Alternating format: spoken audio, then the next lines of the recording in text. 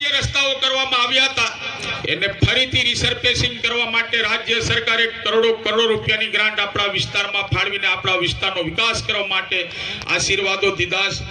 ધનપુર મોરંગણા વચ્ચે બ્રિજની વ્યવસ્થા નહોતી, ત્યાં પણ રાજ્ય સરકારે કરોડો રૂપિયાની ગ્રાન્ટ આપીને ત્યાં પણ બ્રિજ બને એ પ્રકારના આશીર્વાદો રાજ્યના મુખ્યમંત્રી ભૂપેન્દ્રભાઈ પટેલ સાહેબે આપણને દીધા.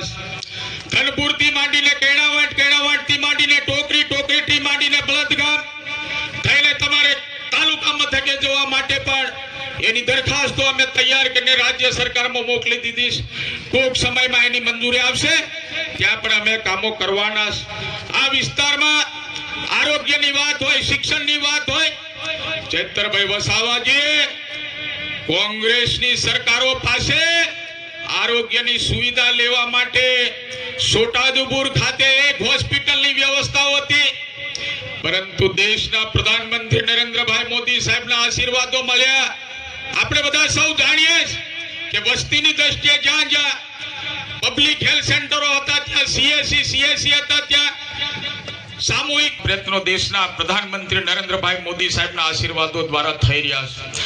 આ વિસ્તારમાં માધ્યમિક શાળાઓની વાત કરું ત્યારે જ્યાં જ્યાં રાજ્ય સરકારના નેજા હેઠળ માધ્યમિક શાળાઓ, ઉચ્ચતર માધ્યમિક શાળાઓ, વિજ્ઞાન પ્રવાહની શાળાઓ, સાયન્સની શાળાઓ આવેલી, એ શાળાઓમાં આ જિલ્લામાં કામ કરતા મારા સન્માન્ય જિલ્લાના સમાહર્તા આપણે અનિલ ધામેલિયા સાહેબ, કલેક્ટર શ્રી, જિલ્લા વિકાસ અધિકારી શ્રી, જિલ્લા પોલીસ વડા, આ બધા સૌ સાથે મળીને ટીમ બનીને ત્યાં પણ આપણને હોસ્ટેલોની વ્યવસ્થા ધરતી આંબા જન ઉત્કર્ષમાં મળી રહે એના માટેના આશીર્વાદો રાજ્યના ભૂપેન્દ્રભાઈ પટેલ સાહેબના આશીર્વાદો આપણને પ્રાપ્ત થયા છે. અહીંયા મલકાબેન ભાઈ બહેનોની વાતો કરતા હતા, સામે જ્યારે મને પોલીસ થઈને ઊભા બહેનો જ્યારે મારી સામે દેખાય ત્યારે મને ગૌરવ થતું હતું કે કોંગ્રેસની સરકારોમાં મેં જોયું છે કે 8 વાગે 10 વાગે ત્યારે સાહેબ ગામડામાંની તો વાત જ નહીં, પરંતુ વડોદરા જેવી સિટીમાં પણ દીકરીઓ એકલી ફરી શકતી નહોતી. એ જ આ ભારતીય જનતા પાર્ટીની સરકારમાં દીકરીઓ અહીંયા બેઠેલા સૌની, અમારા તમારા બધાની સુરક્ષા કરી રહી છે.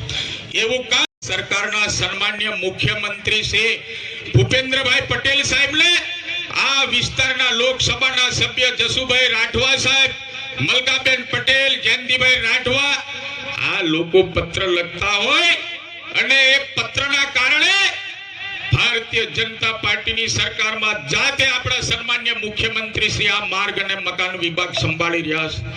ત્યારે મને એમ થયું કે 2025ના વર્ષમાં એક સ્નેહથી તમને મળવાનો પણ અવસર પ્રાપ્ત થાય, તમારી સાથે ભોજન લેવાનો પણ અવસર પ્રાપ્ત થાય.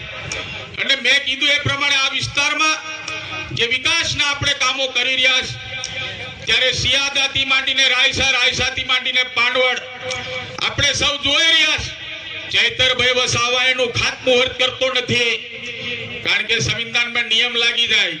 ચૈતરભાઈ ઢેઢિયા પાડામાં હોય તો ત્યાં એકાક નરિયોલ ફોડે, પરંતુ અહીંયા આ મારા વિસ્તારમાં કોઈ રોડ રસ્તાનું ખાતમુહૂર્ત કરવું હોય તો અમારા લોકસભાના સભ્ય જસુભાઈ રાઠવા અને ધારાસભ્ય શ્રી જયંતિભાઈ રાઠવા સંવિધાનમાં નરિયોલ ફોડ્યા કે તારે ફોડવાની કોઈ અહીંયા સંવિધાનમાં તાકાત નથી.